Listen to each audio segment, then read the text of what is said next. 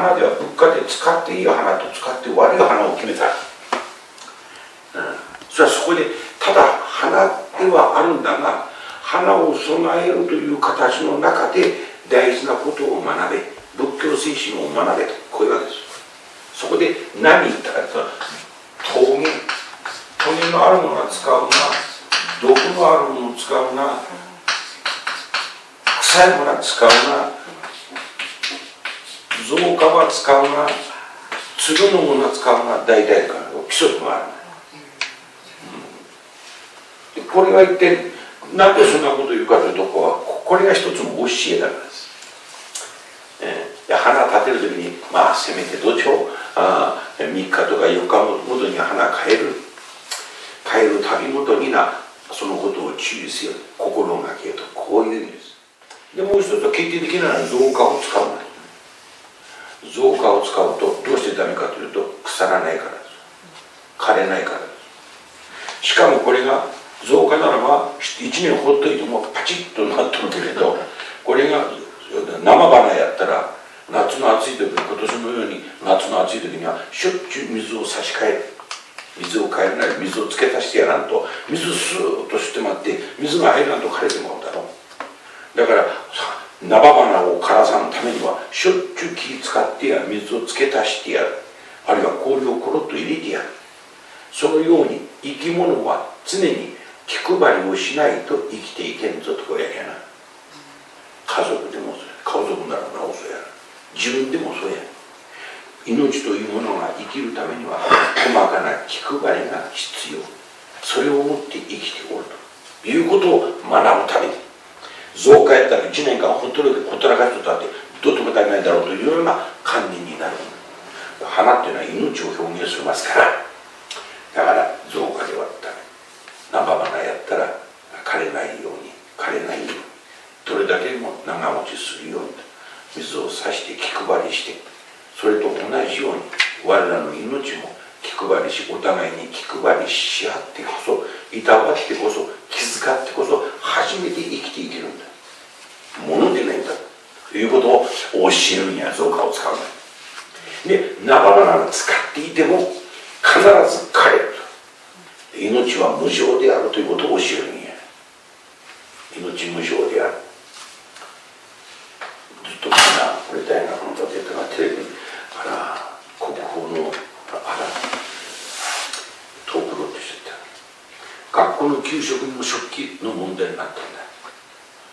それでね、その加藤徳郎って人が言われるのは、学校の子供の食器は陶器でなきゃダメですと、こういうわけや。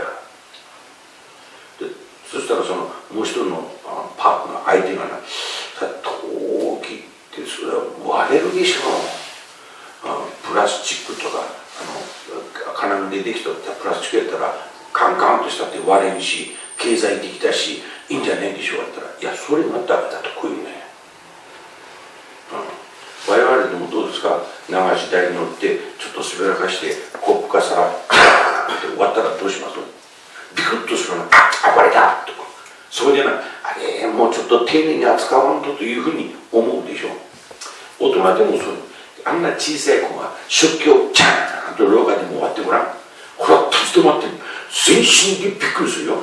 その時に大事に扱おうね、そうでないと壊れてしまうよとこう教えるんや。そしたら物は大切に扱わんと壊れてしまうものであるという感じがピチンって入るから、食器を持つのは丁寧に持つ。プラスチックになったらガーッガーッガーッ一人も投げても壊れないと思う。そういうふうになっていったんだよ。だから基本やな、造花使う。加藤東部のが言うには、これは陶器を使い金がかかる。いや教育というものは金がかかるのです。で終わりやったな。教育というものは金がかかるのです。割れるから、いや割れるからいいものです。物は壊れるということをそこで全身で学ぶのです。特に小さい子の時の教育ではそれが最高ですとこういうわけでさ、学校で教科書で物を大事にしましょうねなんて100年たって大事にするだろう。目の前で割ったら全身を上げてそのことを瞬時に認識する。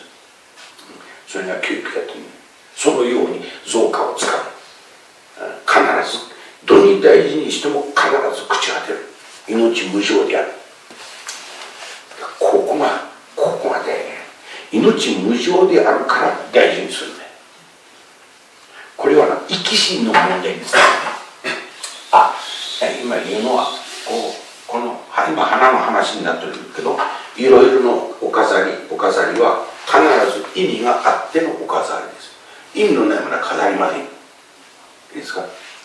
だから我々はいろんな宗派でいいんですけど、この飾りはと学ぶことによって、この形が教えていることを学ぶ、形を通して学ぶということです。今花の話してるんですが、これが生と死の問題や生と死の問題になる。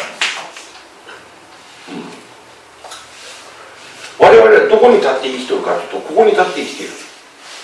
そうやな。これ好きか。なくなると思っちゃうけど、一言で言えば、みんなのとこ一般論的に死という言葉を使いますが、この生が楽しければ楽しいほど、これは恐ろしいものです。だからこれを避けようとする。避けようとして避けられるもんではないんですけど、それでも語呂合わせして助かろうとする。友引きはダメやと、そういうこと言いませんか。これを避けよう。これは恐ろしいもの。これが楽しければ楽しいほど、これはそれをガバーッと奪っていってしまう恐ろしいもの。いつ来るか分かりませんから、常に不安におののく。恐ろしさと不安の代名詞が死や。でこれを避けようとして我々は生きております。しかし仏教は一体どこに立つかというと、こっちに立たない。こっちに立つとどうなるかって言ったら死ぬんじゃないな。そうすると命限りがある。命限りがあるから、限りがある命だから大事にしようという命や。こっちに立ってらこれを避けようという形で生きますから、意味担がないには生きていけない。言うならば死の奴隷になっている。生きると言っても、この恐れと不安を封じ込めるのにかかりきるような生き方、これは死の奴隷になった生き方です。